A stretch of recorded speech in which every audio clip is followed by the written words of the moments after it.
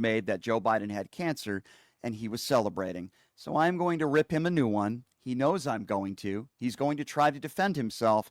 I told him that's what we're going to talk about. And Enrique Tarrio, the leader of the Proud Boys, who was convicted of seditious conspiracy, will be joining us on the show Friday. So certainly look forward to that.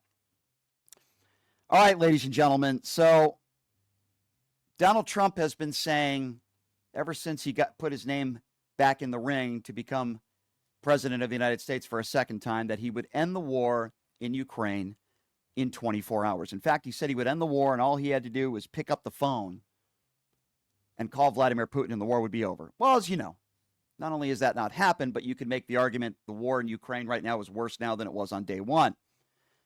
And every single time Donald Trump says Putin wants peace, there seems to be another airstrike or another bombing where innocent women and children are dead. Well, guess what? That happened again over the weekend. So what was Donald Trump's response? Well, all of a sudden he says now he's just so surprised that an evil, murderous dictator would want to kill innocent people. Have a listen to this. Provide us an update on Russia and Ukraine as well. Yeah, I'll give you an update. I'm not happy with what Putin's doing. He's killing a lot of people, and I don't know what the hell happened to Putin. I've known him a long time, always gotten along with him, but he's sending rockets into cities and killing people, and I don't like it at all, okay? We're in the middle of talking, and he's shooting rockets into Kiev and other cities. I don't like it at all. President, what do you want to do about that? I'm surprised. I'm very surprised. We'll see what we're going to do. What am I going to tell you? You're the fake news, aren't you? You're totally fake. All right, any other questions? I don't like what Putin is doing, not even a little bit. He's killing people. And something happened to this guy, and I don't like it. That's all I have to say. I don't like it. I don't like it at all.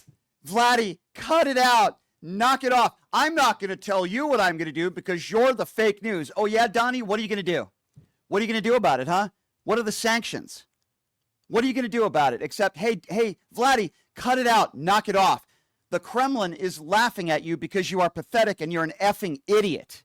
The Kremlin's laughing at you. The world is laughing at you. Sane people with an IQ over 20 are crying and laughing at the same time. You never had a plan. You thought because he coddled you and he was nice to you that he was going to do what you told him to do.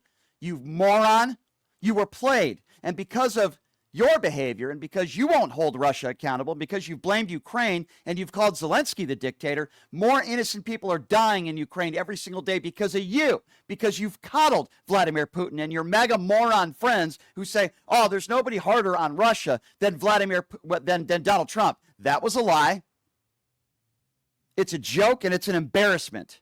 And Donald Trump is all of a sudden surprised. I thought he was a really nice guy. He's an evil, murderous dictator who is responsible for the deaths of hundreds of thousands of people, including journalists in his own country, and somehow you're surprised at this? That would be like back in the day saying, boy, I'm really surprised that Adolf Hitler is killing innocent Jews. I'm really surprised at that. That's what Donald Trump sounds like. He's such an imbecile, and he has absolutely and positively no plan. And speaking of idiocy, Donald Trump went into a diatribe talking about steel, and then he brought up Nissan cars. Maybe he doesn't know that Nissan isn't a steel manufacturer. Have a listen to this. Another question. You announced on Friday about U.S. Steel and Nippon Steel. Yeah. What will the ownership structure look like? What made you satisfied about It'll be controlled by the United States. Otherwise, I wouldn't make the deal. I went to the unions, to all of the local unions. They all wanted it. And I'm doing it because all of the congressmen came in, about 5 of them, and the others, I understand, are in concurrence, and they asked that I do it. Everybody seems to want it, and we'll see. I mean, we'll see what the final is, but they're going to invest millions of dollars in steel, and it's a good company. Nissan's a very good company. We'll see. But it's an investment, and it's a partial ownership, but it'll be controlled by the U.S. It's Nippon, you idiot, not Nissan. Nissan is a car manufacturer, you orange orangutan fool, you. It's Nippon. That's the steel. It's not Nissan, you idiot. Imagine if Joe Biden made a statement like that, but you won't hear any of these gaffes on Fox News or Newsmax or OAN or Mark Levin or Sean Hannity or any other right-wing echo chamber show, national or a local show here that gets 4 listeners. You won't hear them talk about this, but they'll talk about Joe Biden and the Jake Tapper book. But every single time Donald Trump makes a speech and has gaffes, literally every time he talks to the media, they completely ignore it and they don't talk about it.